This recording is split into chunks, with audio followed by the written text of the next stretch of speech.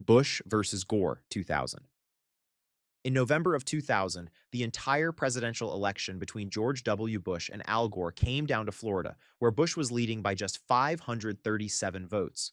A confusing butterfly ballot caused thousands of voters to accidentally pick the wrong candidate, and thousands more had hanging chads, tiny pieces of paper that didn't fully detach when people punched their ballots. The Florida Supreme Court ordered a statewide recount, but the Bush campaign took it straight to the U.S. Supreme Court. And in a 5-4 decision, the court essentially said there was no time left to recount and handed the presidency to Bush. All five justices in the majority were Republican appointees, and the backlash was immediate. District of Columbia versus Heller, 2008. For over 200 years, most courts said the Second Amendment only protected the right to own guns if you were part of a militia. Then in 2008, that completely changed.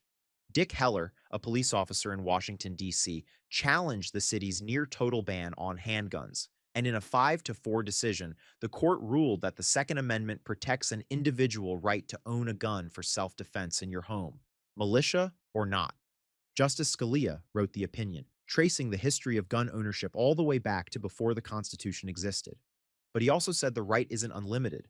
Bans on felons owning guns and restrictions in sensitive places were still fine. Citizens United versus FEC, 2010. This is the one that blew the doors off campaign finance. In 2010, the court ruled 5-4 that corporations and unions have the same free speech rights as individuals, meaning the government cannot restrict them from spending unlimited money on political ads. It started with a conservative nonprofit that wanted to air a documentary attacking Hillary Clinton during the 2008 primaries, but was blocked under existing campaign finance law. Rather than ruling narrowly, the court struck down the entire ban on corporate political spending. Justice Stevens warned it would undermine the integrity of elected institutions. NFIB versus Sebelius, 2012. This is the case that saved Obamacare, and nobody saw it coming. The Affordable Care Act's individual mandate, which required Americans to buy health insurance or pay a penalty, was challenged as unconstitutional. Chief Justice John Roberts agreed that Congress couldn't force people to buy something under the Commerce Clause, but then pulled what critics called a legal magic trick. He reclassified the penalty as a tax and upheld it under Congress's taxing power, even though the law itself called it a penalty 18 times. The court also ruled that the ACA's Medicaid expansion was too coercive on states, but instead of killing it, they just made it optional. Shelby County versus Holder, 2013. In 2013, the court gutted the Voting Rights Act of 1965, widely considered the most effective civil rights law ever written.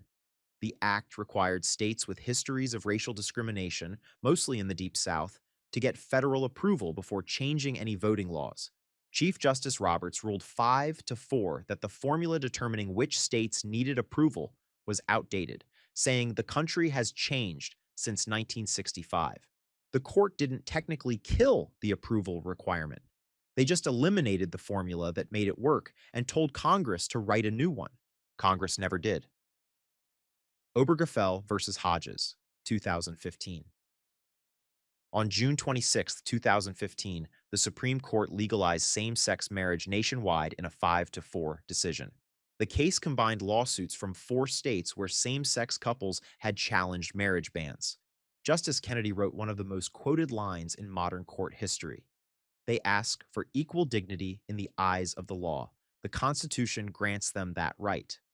Before this ruling, same-sex marriage was already legal in 37 states, but Obergefell made it the law everywhere and required every state to recognize marriages performed in other states. Kelo versus City of New London, 2005. This might be the most universally hated Supreme Court decision of the 21st century. In a 5-4 ruling, the court said the government can seize your private home and hand it to a corporation as long as it's part of an economic development plan. The city of New London, Connecticut, wanted to bulldoze an entire working-class neighborhood to build a hotel and offices anchored by a Pfizer facility. Suzette Kelo and her neighbors refused to leave. Justice O'Connor's dissent was devastating. She warned that any property may now be taken for the benefit of another private party, and that the beneficiaries are likely to be those citizens with disproportionate influence and power. Over 80% of Americans opposed the ruling, and 47 states rushed to strengthen their property rights laws. Dobbs versus Jackson, 2022. On June 24, 2022, the Supreme Court overturned Roe v. Wade in a 6-3 decision, ending the constitutional right to abortion that had existed for nearly 50 years. The case challenged a Mississippi law banning most abortions after 15 weeks. Justice Alito wrote that abortion is not mentioned in the Constitution and called Roe egregiously wrong from the start. Chief Justice Roberts wanted to uphold the Mississippi law without overturning Roe entirely, but was outnumbered. Justices Breyer, Sotomayor, and Kagan issued a rare joint dissent, writing that the court was undermining the Constitution's promise of freedom and equality for women. The impact was immediate. States across the country either banned or heavily restricted abortion access within weeks, while others rushed to protect it. Students for Fair Admissions versus Harvard, 2023. In June 2023, the court killed affirmative action in college admissions in a 6-2 ruling. The case was brought by a group arguing that Harvard's admissions systematically penalized Asian American applicants by giving them lower personal ratings despite top scores on every other measure. Chief Justice Roberts ruled that the programs at Harvard and UNC lacked clear goals, used race as a stereotype, and had no end date, all violations of equal protection. Students can still write about how race shaped their experiences, but schools can no longer hand out advantages based on race itself. New York State Rifle versus Bruin, 2022.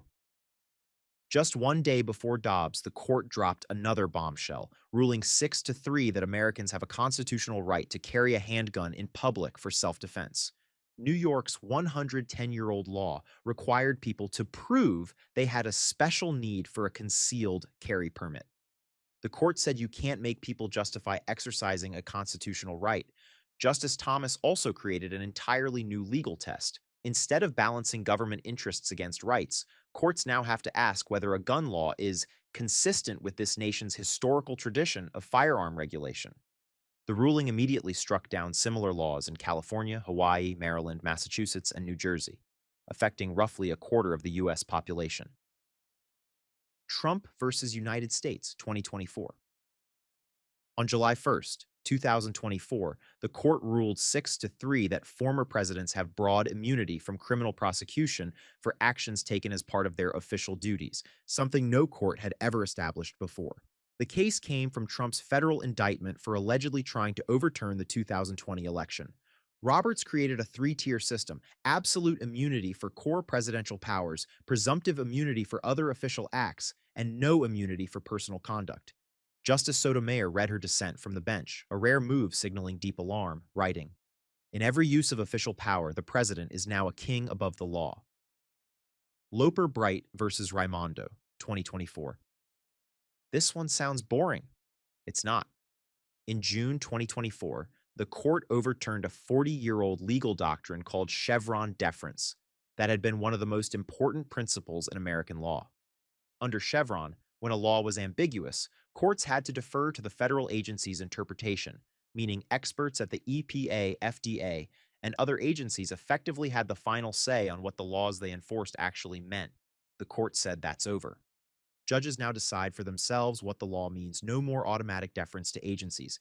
The case itself was about fishing companies being forced to pay for government monitors on their boats, but the ruling's impact reaches everything from environmental regulations to workplace safety to financial oversight. Thank you for watching this video. Make sure to leave a like, comment down below your thoughts, and subscribe if you want to see more videos like this one.